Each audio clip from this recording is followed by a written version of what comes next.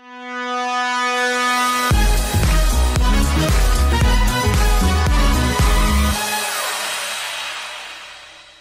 guys, setelah video sebelumnya yang membahas mengenai yang namanya mencari informasi antara investor pemula terus investor yang udah pro, sekarang kita akan membahas yang namanya perbedaan gaya investasi orang. Nah, kita masih bareng dengan Bro Andri, dan pertanyaan selanjutnya untuk video kali ini adalah, kita kan sering tuh nggak dengar yang namanya gaya investasi orang. Kayak Warren Buffett itu value investor kan. Ya. Terus ada lagi yang namanya growth investor. Ya. Atau value investing, growth investing. Itu istilah itu sebenarnya bedanya apa sih? Kalau gue sih taunya growth mindset. Beda tapi kan ya. Iya beda, itu beda. Emang beda dari kedua gaya investasi tersebut ya. Yang pertama, value investing itu yang dimaksud dengan value investing itu membeli harga saham di harga bawah, tidak peduli keadaannya seperti apa, dia akan menjual di harga wajarnya. Dan sedangkan kalau growth investing itu dia berfokus pada membeli saham yang sedang berkembang, yang berpotensi ada pertumbuhan tinggi. Itu bedanya di dua gaya investasi tersebut.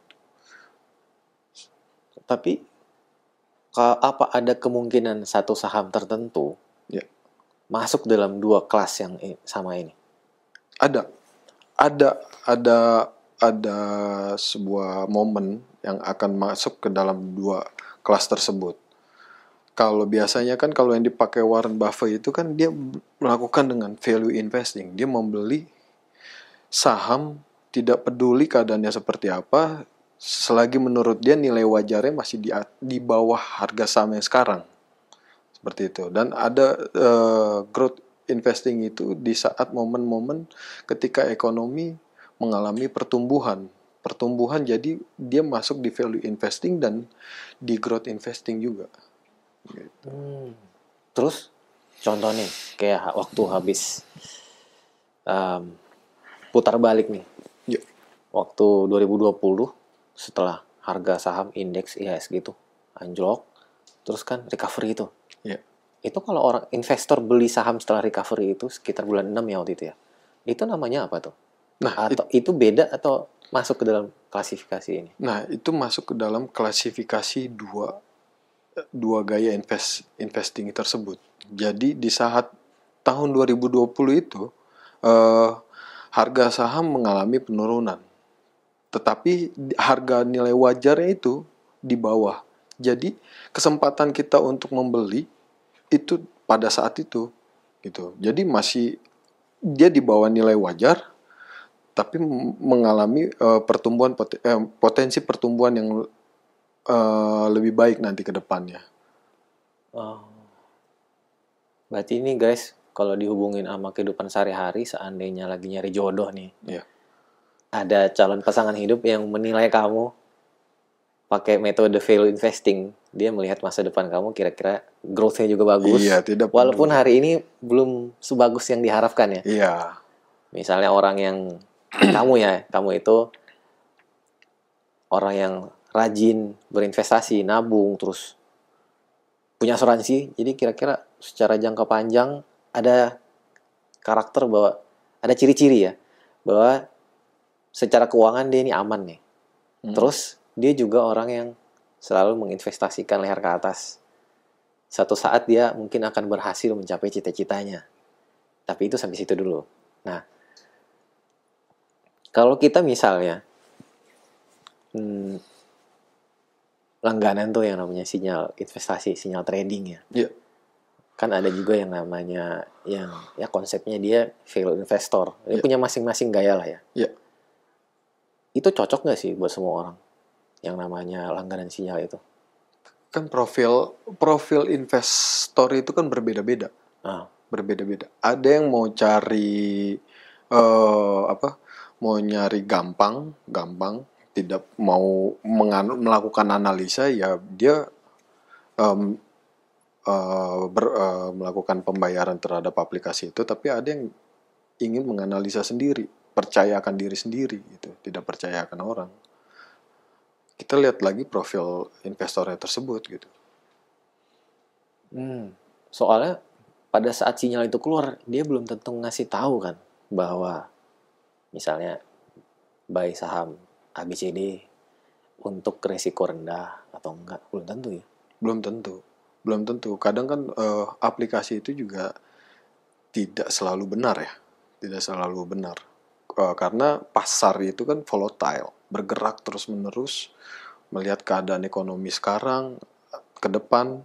Jadi kalau menurut saya sih, menurut saya ya, kalau orangnya yang malas untuk melakukan analisa, ya dia memilih untuk melakukan langganan terhadap aplikasi tersebut. Jadi guys, kalau langganan itu artinya tetap resiko kamu yang tanggung sendiri loh.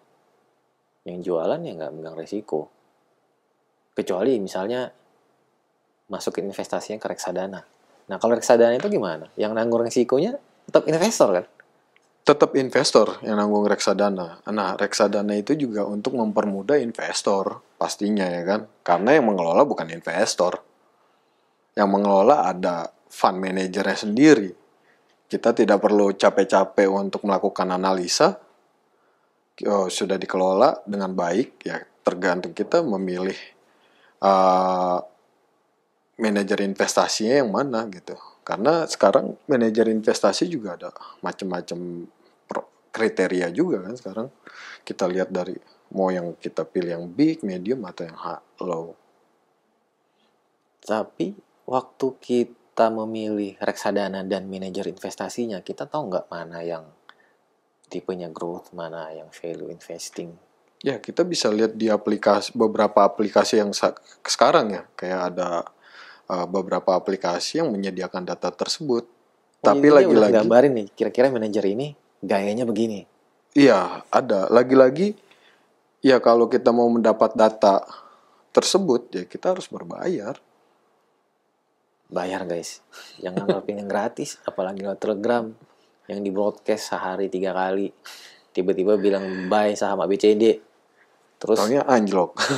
sejam kemudian bilang sell. Terus habis itu bilang buy. Kamu ngikutin terus tuh sinyalnya, satu hari belum tentu ada yang cuan. Tahu-tahu loss, mau ngamuk ke siapa? Mau ngamuk ke gue nggak mungkin, ngamuk ke Bro Andri juga nggak mungkin. Mau ngamuk ke TV atau lapor ke OJK, ya sebenarnya ngeribetin diri sendiri juga ya, uangnya udah hilang. Bukan hilang dicuri orang sih, ya hilang rugi kan. Iya. Terus untuk orang yang maunya belajar sendiri, itu gimana tuh? Menurut Bang Andri, kan biasanya orang yang tradingnya berhasil tuh, yang benar-benar berhasil tuh biasanya nggak ada suaranya. Iya. Diam aja, tau-tau beli mobil baru gitu. Iya. Kalau untuk belajar sendiri kita harus meluangkan waktu untuk belajar ya pastinya. Karena sifatnya belajar di pasar modal itu lebih general, lebih banyak yang harus dipelajari. Tidak hanya satu indikator doang yang harus dikuasai. Jadi ada beberapa indikator yang harus dikuasai. Tidak, karena satu indikator itu belum tentu bisa menyimpulkan pergerakan saham itu gitu. Jadi kita harus banyak membaca buku, harus melihat referensi yang lain, terus kita harus mengikuti beberapa acara untuk menyaring informasi-informasi untuk keputusan investasi kita. Indikator yang Bro Andri maksud itu contohnya apa aja? Biar penontonnya pada jadi ngerti nih. Ya, indikator dari makroekonomi itu ada beberapa. Wah, termasuk dalam inflasi dong ya? Iya, termasuk di dalamnya inflasi. Dan indikator di mikro analisis juga ada beberapa indikator.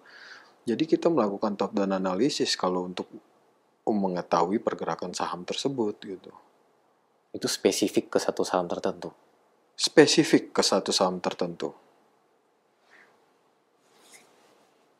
Sebenarnya gue gatel nih pengen ngomong saham apa sih yang bagus. Tapi kayaknya bukan waktu yang tepat tuh kalau ngomong di video ini ya. Ya udah guys. Jadi kalau mau jadi investor yang namanya value investor atau growth investor, kamu harus belajar dulu tipe investor yang kayak gini gimana ya kan. Ya. Terus ngerti lagi profil risikonya. Karena begitu lo beli, saat itu juga risiko itu langsung kena. Bisa jadi langsung jatuh harganya ya. Jatuh. Nah, di situ pertanyaannya. Setelah harganya jatuh, mau hold atau mau top up lagi ya? Nembak terus sampai modal habis atau mau cut loss? Karena pertanyaannya ini mau hold, cut loss atau nambah lagi menjadi perdebatan yang bisa panjang dan mungkin menjadi bahan pembicaraan atau diskusi di video berikutnya. Video kali ini sampai di sini dulu. Kalau kamu merasa video ini bagus, kamu like dong, di komen, di share, di subscribe ya. Sekalian follow Instagramnya Erik Marlisa dan India Gold. sampai ketemu di video berikutnya. Bye guys.